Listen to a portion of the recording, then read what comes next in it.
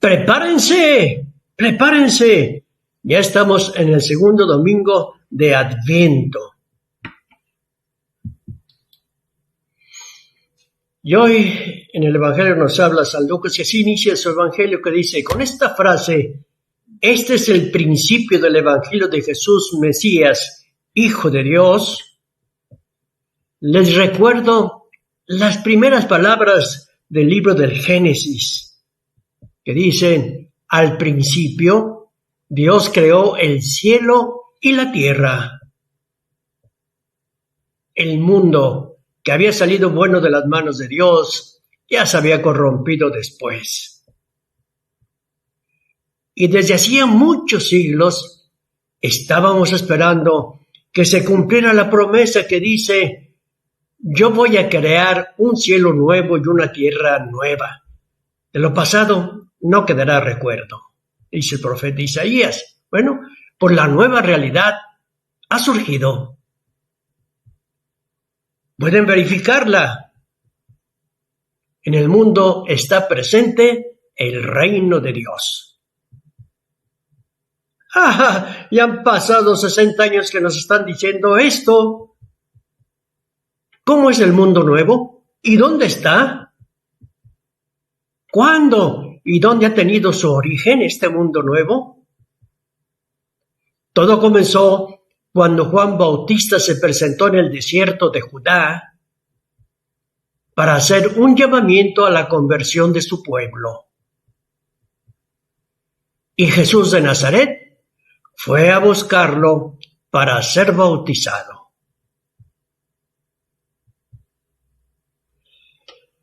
Bueno, pues en esta cita del capítulo 1, versículos del 1 al 8, les narro el Evangelio de este segundo domingo de Adviento. Entonces, comienzo de la buena noticia de Jesús, Mesías, Hijo de Dios. Tal como está escrito en la profecía de Isaías, mira, yo envío por delante a mi mensajero para que te prepare el camino. Una voz grita en el desierto.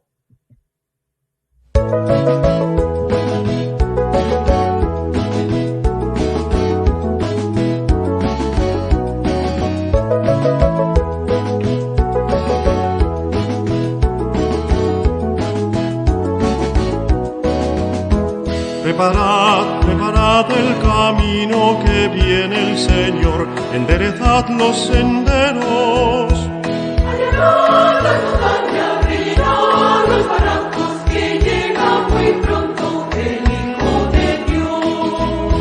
Allargad las montañas, rellenad los barrancos, que llega muy pronto el Hijo de Dios. Una virgen será su madre, Una virgen será su madre, y su ley el amor. y su ley el amor. El Mesías será su nombre, El Mesías será su nombre, y su ley el amor. y su ley el amor. Vivirá con nosotros, Vivirá con nosotros, y ya nunca se irá. preparad el camino, allanad las montañas, que llega el Señor. Se presentó pues Juan en el desierto, bautizando y predicando un bautismo de arrepentimiento para el perdón de los pecados.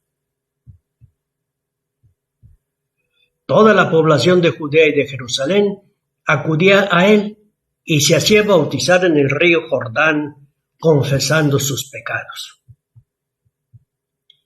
Juan llevaba un manto hecho de pelo de camello, con un cinturón de cuero en la cintura y comía saltamontes y miel silvestre. Y predicaba así: detrás de mí viene uno con más autoridad que yo, y yo no soy digno de agacharme para soltarle las correas de sus sandalias. Yo los he bautizado con agua, pero él los bautizará con el Espíritu Santo. Bueno, pues les sigo diciendo que para muchos los evangelios son solo los 4 libritos en que se narran los acontecimientos de la vida de Jesús. Sin embargo, estos textos se llamaron evangelios hay decenas de años después de haber sido escritos. Originalmente, esta palabra no indicaba un libro, sino simplemente una buena noticia traída por un mensajero. Quienes oían la noticia se llenaban de alegría. Escogí el término evangelio para decir a todos los que me leyeran y escucharan esto, que todas las buenas noticias, evangelios, de los gobernantes traicionaban las expectativas del pueblo.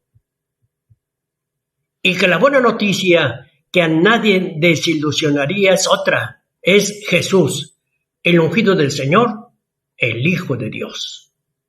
Esa es la gran noticia.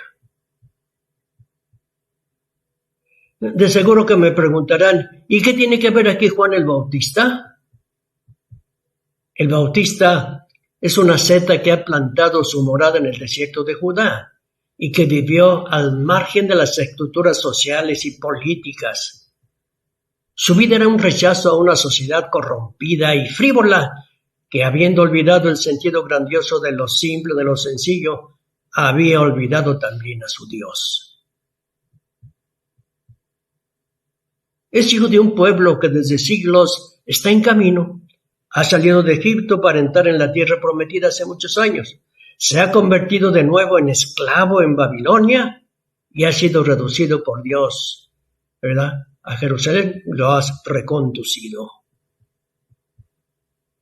Y para llegar a la tierra prometida decía, enderecen sus senderos.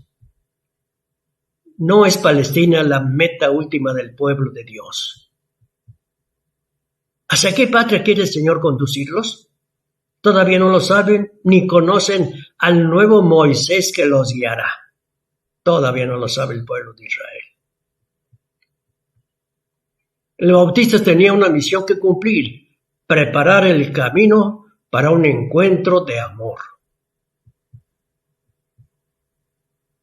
El contenido de la predicación del Bautista era el anuncio de la venida de alguien más fuerte que él, que bautizaría con el Espíritu Santo.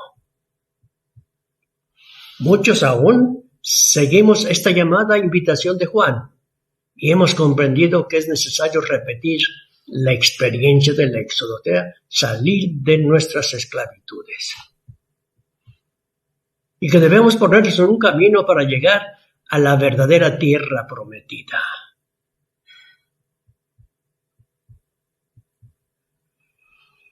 Los primeros cristianos estaban convencidos de que el Señor Jesús cambiaría el mundo. Sin embargo, unas décadas más tarde, se dieron cuenta de que sus esperanzas estaban fallidas y terminaron desilusionados. Comenzaron a extrañarse del retraso y surgieron las primeras dudas sobre la fidelidad de Dios a sus promesas. Los no creyentes se burlaban de ellos y de sus enseñanzas y esperanzas y les decían irónicos, lo que ya Pablo dijo algún día. ¿Qué ha sido de su regreso prometido? Desde que murieron nuestros padres todo sigue igual que desde el principio del mundo. A estos cristianos en dificultad, un pastor de almas que vivió en la segunda mitad del primer siglo después de nuestro Señor Jesucristo, dirige una palabra de aliento y aclara los motivos de la tardanza de la venida del Señor. ¿Quién es ese pastor que está preocupado? Y dice, yo soy Simón Bar Jonah, conocido también como Cefas o simplemente Pedro. Soy quien dice Marcos, desde que habla Marcos anteriormente, soy yo, Pedro. Nací en Betsaida, Galilea. Era un pescador del mar de Galilea. Mis padres fueron Jonah y Joana. Tuve un hermano, Andrés. Fui impulsivo en mis intervenciones porque a veces no comprendía el auténtico mensaje del maestro, pero fui sencillo y generoso.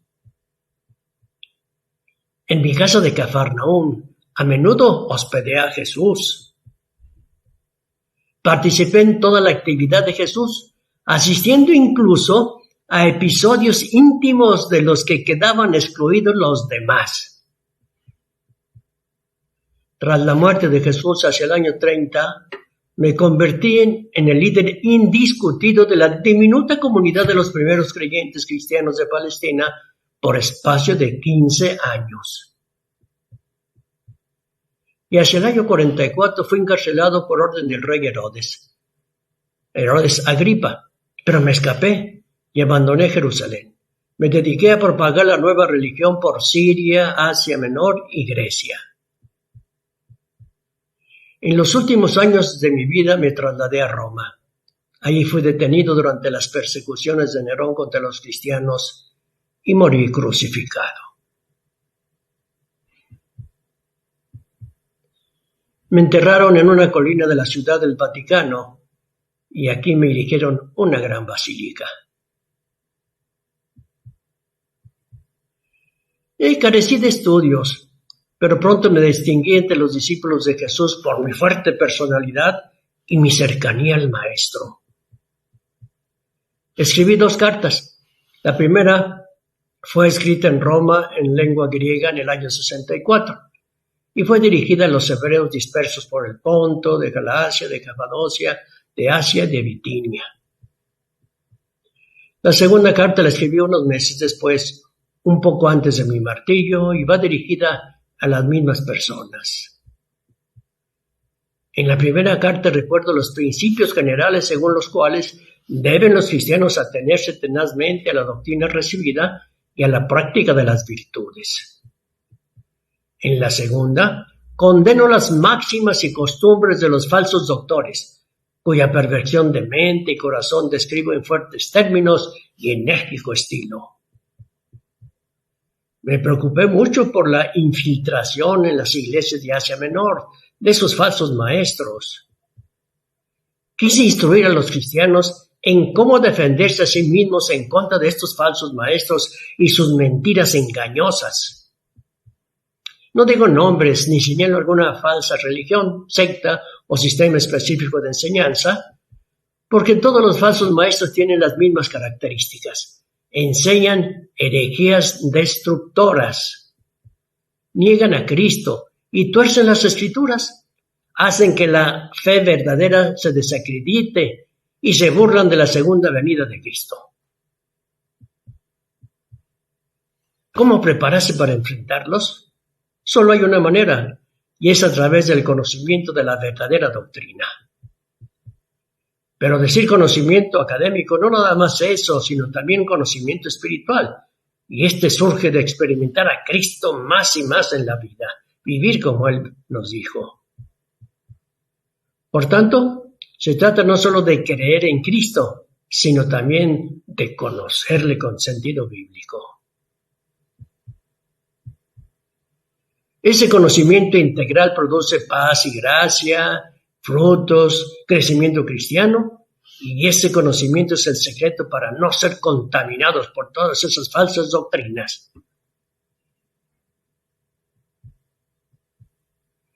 Y aconsejo tener una vida piadosa para anticipar el regreso de Jesús.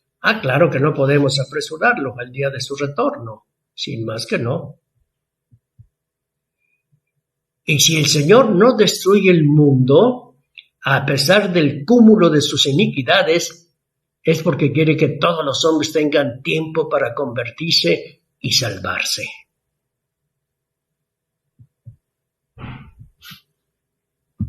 El Señor no acelera los tiempos porque respeta al hombre y busca conquistarlo para su amor.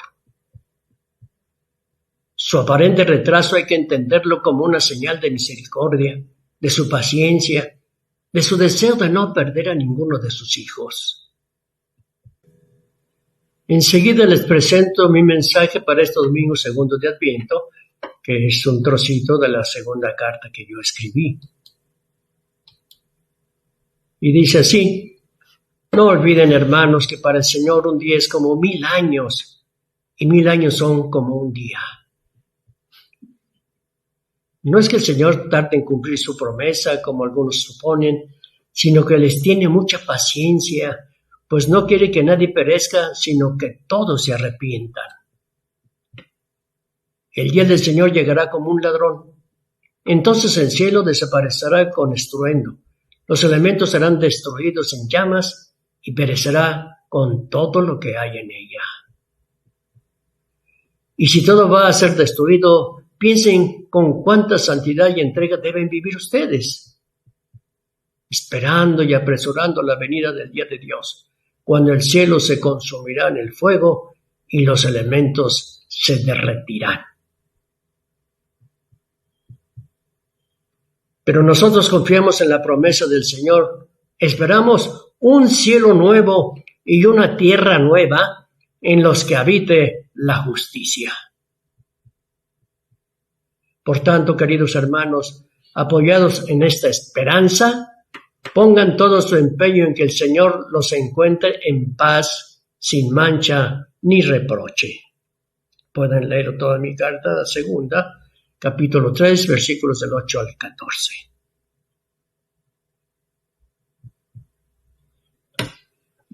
Y ya la reflexión sería la aplicación. Piénsale, Dios tiene una manera de medir el tiempo diferente a como la medimos nosotros. Para Él, 2000 años son como un día. No hay tiempo para Él, todo es un eterno presente. La venida del Señor, no te la vais a imaginar como un regreso glorioso para aniquilar a sus enemigos. No.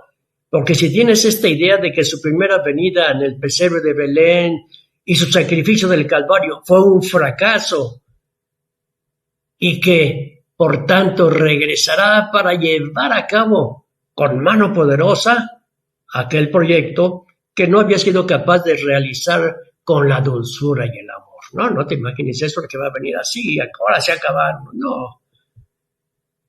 De ninguna manera, todas sus venidas son gloriosas, son revelaciones de su bondad, de su justicia, de su voluntad de no perder a ninguno de sus criaturas. Sí, el Señor no quiere perder a ninguno de sus criaturas, menos de sus hijos. Por eso sigue escuchándose el grito incesante de Juan, que dice: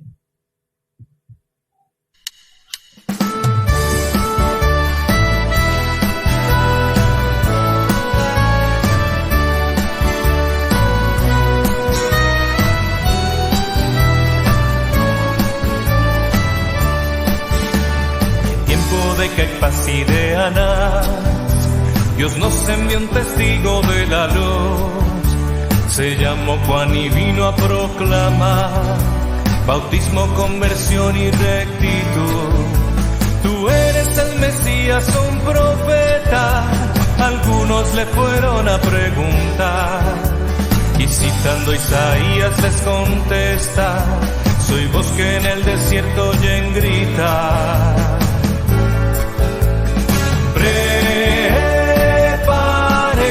el camino del Señor y hagan rectos todos sus senderos. Preparen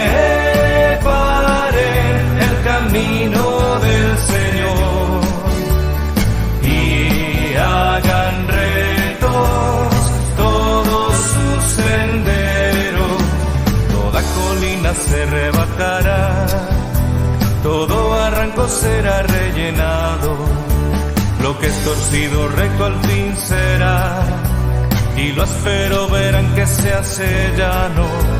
¿Por qué bautizas si no eres Mesías? Preguntan al bautista otra vez. Yo solo ahora bautizo con el agua, va a ser que viene en fuego, lo va a hacer. Preparen el camino del Señor y hagan rectos todos sus senderos. Preparen el camino del Señor y hagan rectos todos sus senderos. Así como el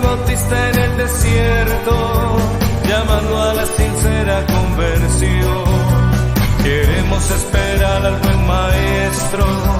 Venos, Señor, a nuestro corazón.